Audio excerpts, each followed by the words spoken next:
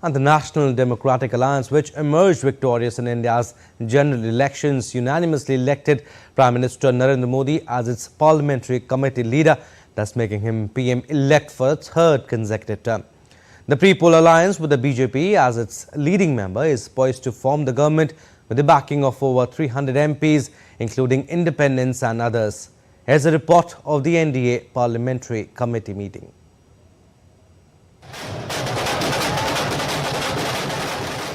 Celebrations erupted outside Samvidhan Sadan on June 7 after Narendra Modi was chosen as the leader of the NDA Parliamentary Committee.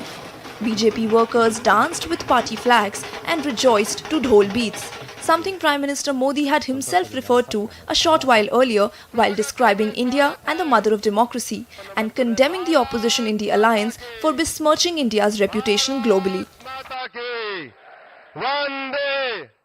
मैं दुनिया में ढोल पीट रहा हूं कि हम मदर ऑफ डेमोक्रेसी है और ये दुनिया में जाकर के बता रहे नहीं हमारे देश में तो डेमोक्रेसी जैसा कुछ नहीं, कि वो मोदी बैठ गया है, वो एक चाय बेचने वाला यहां पहुंच कैसे गया. The BJP-led National Democratic Alliance has won a clear majority in the recently concluded general elections, and the members of the coalition expressed their unwavering support for Prime Minister Modi to lead a third consecutive term, a historic moment and one they felt was richly deserved. We are having leader. That leader is Narendra Modi. Now, I proudly propose the name of Sri Narendra Modi ji on behalf of Telugu Desam Party for the post of Prime Minister of this great nation.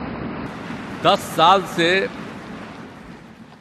ये प्रधानमंत्री हैं और फिर प्रधानमंत्री होने जा रहे हैं और इन्होंने पूरे देश की सेवा की.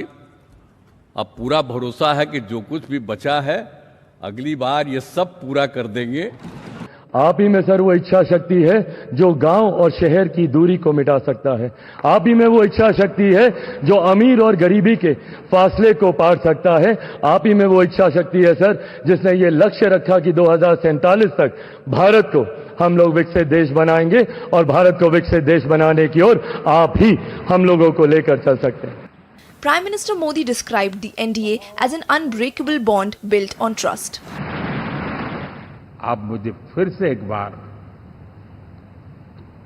ये दायित्व देते हैं, इसका मतलब है कि हम दोनों के बीच हम आपस में विश्वास का सेतु इतना मजबूत है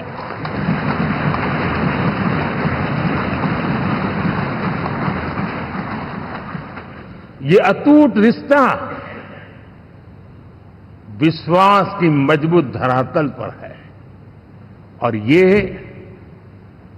सबसे बड़ी पूंजी होता है.